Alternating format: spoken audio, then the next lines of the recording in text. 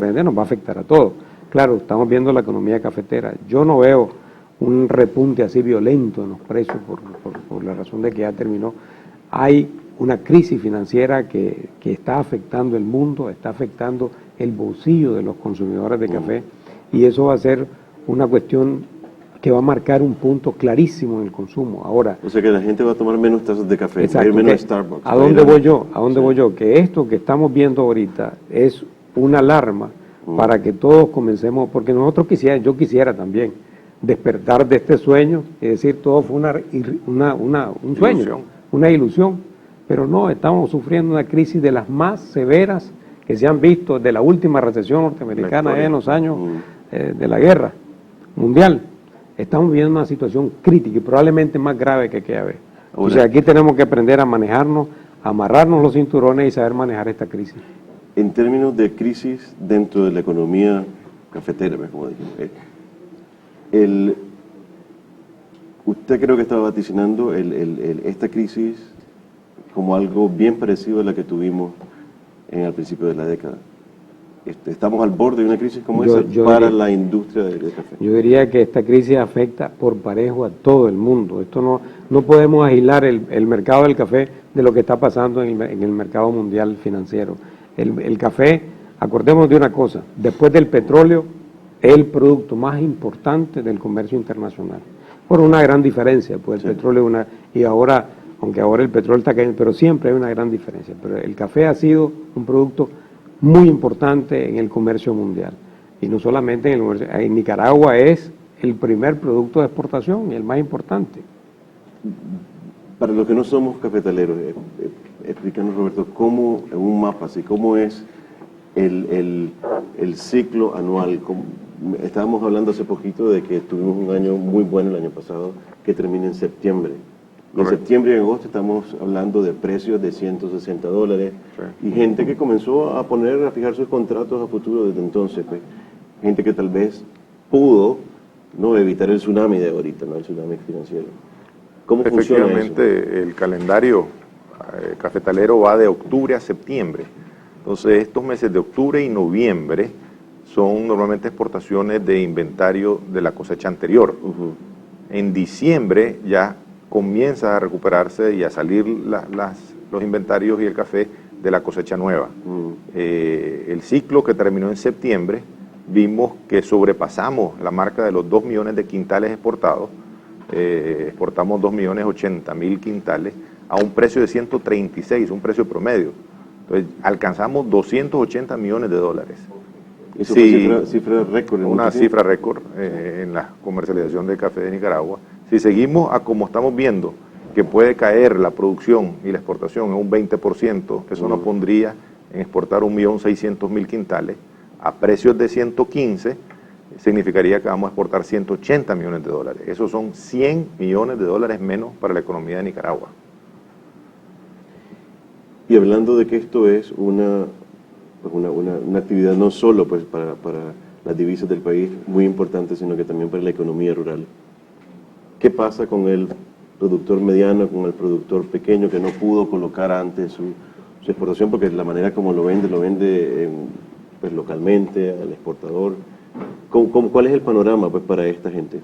Yo diría que es bien difícil, y ahí es donde yo digo que el gobierno tiene que tomar alguna posición para tratar de alguna forma apuntalar o respaldar la actividad económica, que no solamente es la producción de las divisas que salen a través del café. El café es un pilar fundamental de la economía nacional. Alrededor del café gira una gran cantidad de actividades colaterales, digo yo, pues la venta, pues generación de mano de obra, en primer lugar. Generación de mano de obra ahorita en el corte, hay una gran cantidad de gente que va a cortar esos empleos. Después la actividad comercial de los alimentos que se giran alrededor de la actividad cafetalera, el transporte, la venta de agroquímicos, combustible, etcétera. O sea, un producto que impacta, diría yo, el resto de la economía nacional. Ahora, los pequeños productores son los más indefensos, definitivamente. Y el gobierno de alguna forma debería de buscar cómo ayudarle a esta gente. ¿Qué es lo que podría hacer el gobierno? ¿Qué tipo de cosas, por ejemplo? Pues para comenzar, consensuar una estrategia. Lamentablemente estamos en un año político todo el mundo se está dando a la política y lo menos que estamos haciendo es sentándonos buscando soluciones sensatas. Entonces, lamentablemente sí, el pequeño productor, el trabajador rural, el más pobre en principio, pues es el que está sufriendo, ¿verdad? Y es la economía rural la que va a sufrir, la que va a percibir 100 millones de dólares menos.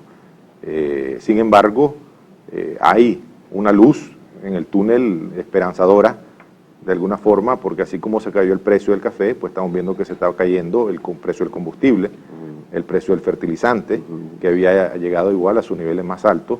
Habían visto precio de la urea de $50 el quintal. Hoy en día el precio internacional, no el del mercado local, está alrededor de $25, está por la mitad.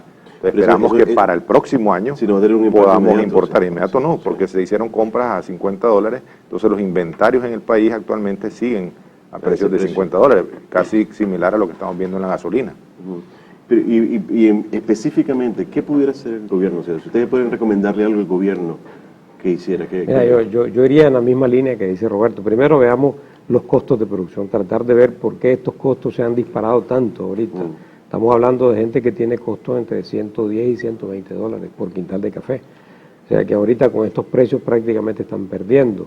Un productor grande tiene la posibilidad de poder recuperarse, pero un pequeño productor es el más vulnerable, diría yo, en esta situación.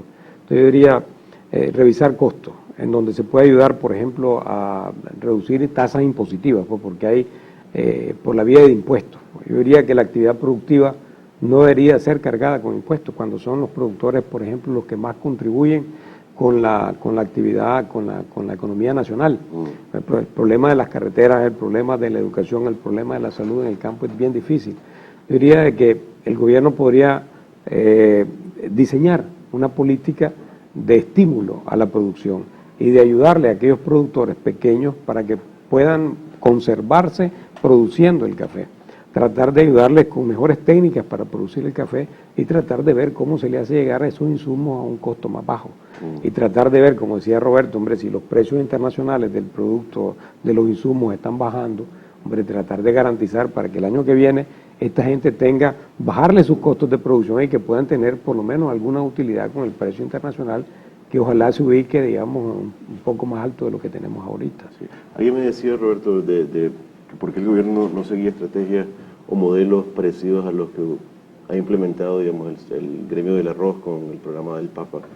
Tratar de copiar de esos pequeños productores para que protegerlos, pagarles de antemano y poder almacenar, tener un inventario y sacarlo cuando se recupera el precio. ¿Eso es factible con las condiciones del café? El Papa es el programa de apoyo al precio del arroz. Sí, algo así, exacto. Entonces, el consumo del arroz, nosotros no nos damos abasto. Todo lo que producimos lo consumimos, es más, aún somos importadores. En el café es todo lo contrario. Consumimos un porcentaje bien bajo y lo exportamos. Entonces, pretender que el gobierno, el mercado mismo, también pueda regular o llegar a acuerdos de precio es casi imposible. Yo más bien iría en la línea y le añadiría, además de manejar los costos específicamente del fertilizante, del combustible y de los alimentos, así como el salario, obviamente, pero el salario mínimo no lo vamos a estar manejando, pero pues no estar disparando año con año esos aumentos. Yo me concentraría en seguir estrechando y desarrollando y fortaleciendo las relaciones comerciales de confianza que tenemos con los compradores y los tostadores en Estados Unidos, en Europa y en Japón. Entonces, no busquemos tampoco mercados muy nuevos y muy que ni siquiera consumen tanto. Concentrémonos con ellos, no nos peleemos con ellos y busquemos cómo asegurar un precio viable por la calidad de nuestro café. ¿Cómo se hace? Con misiones comerciales. Como te digo, hemos venido ya con varios años, las empresas de clase mundial como Starbucks, Dunkin' Donuts, Green Mountain Coffee, las mejores del mundo, empresas japonesas, vienen a Nicaragua y compran café. Entonces, seguir reafirmando esa confianza y seguir estrechando contratos en base a la calidad que puedan ser superiores a los precios de Nueva York. Desde la crisis pasada, que terminó en 2005 más o menos, ¿no? Se habló mucho de que se iba a reestudiar, se iba a ver, se iba a revisar cómo estaba la inserción de nuestra economía del café en la economía globalizada, porque iban a buscarse ¿Qué se hizo al respecto? Pues yo sé que se ha hecho mucho en términos de innovación, ¿no? Ha habido mucha inversión en ciertas fincas, reproducir... Hombre, yo creo que Nicaragua, en términos prácticos, el desarrollo que ha habido en los últimos años, después de la crisis que hubo, ha sido sustantiva. Diría que hay muchos productores con mayor conciencia de producción, más eficientes en su forma de producir, y diría también de que desde el punto de vista del mercado, Nicaragua ha ido apreciando, o sea, el café nicaragüense se aprecia más en el mercado internacional, precisamente por un efecto de toda esta conciencia que a nivel de productores, a nivel de la cadena productiva, se ha ido tomando, y la efectividad con que el café nicaragüense se ha venido colocando en los mercados internacionales. Esto le ha dado a Nicaragua una posibilidad de estar en el escenario mundial como un café reconocido internacionalmente de buena calidad. Esto, para muestra un botón, pues aquí tenemos ya mayor presencia de Starbucks, hay gente que compra para Starbucks, de Dunkin' Donuts. Hasta ahora Nicaragua es obligatorio ahorita, por ejemplo, en las mezclas de Dunkin' Donuts, incluir el 5% de café nicaragüense en la mezcla de Dunkin' Donuts. Probablemente eso es un reconocimiento al café, a la calidad del café nicaragüense. O sea, sí ha habido un avance positivo, que es lo que hay que buscar como consolidar y afianzar para que eso no se caiga. Vamos a tener que terminar esta plática tan interesante, pero quisiera tal vez darle la oportunidad de dejarnos con algún pensamiento a cada uno de ustedes. ¿Cuál es tu conclusión, Roberto?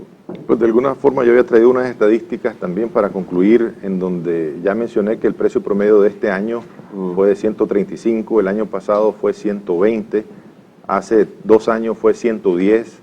Entonces, efectivamente, ahorita estamos en el rango, como dijimos, entre 110 y 120. Entonces, lo primero es manejar bien los costos, tirar una estrategia como esa. Segundo, consolidar los mercados.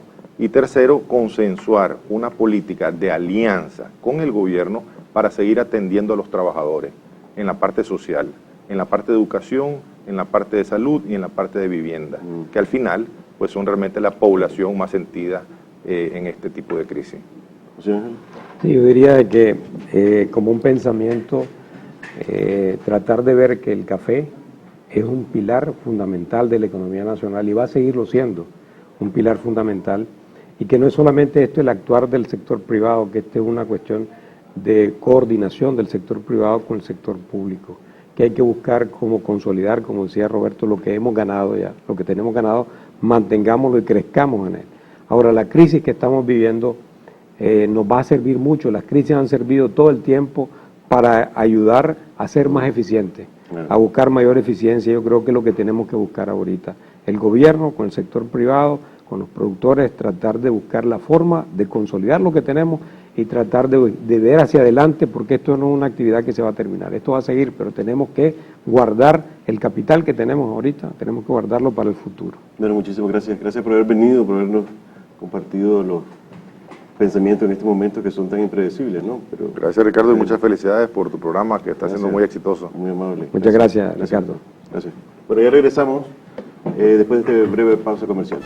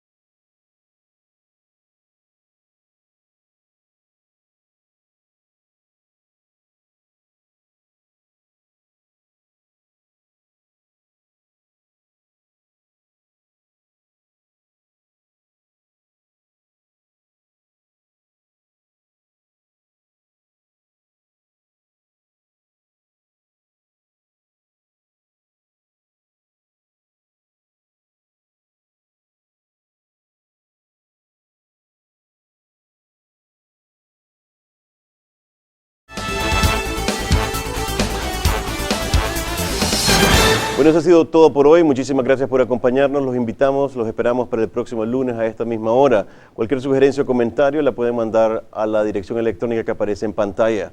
Soy Ricardo Castillo, esto es AmCham TV. Muchas gracias.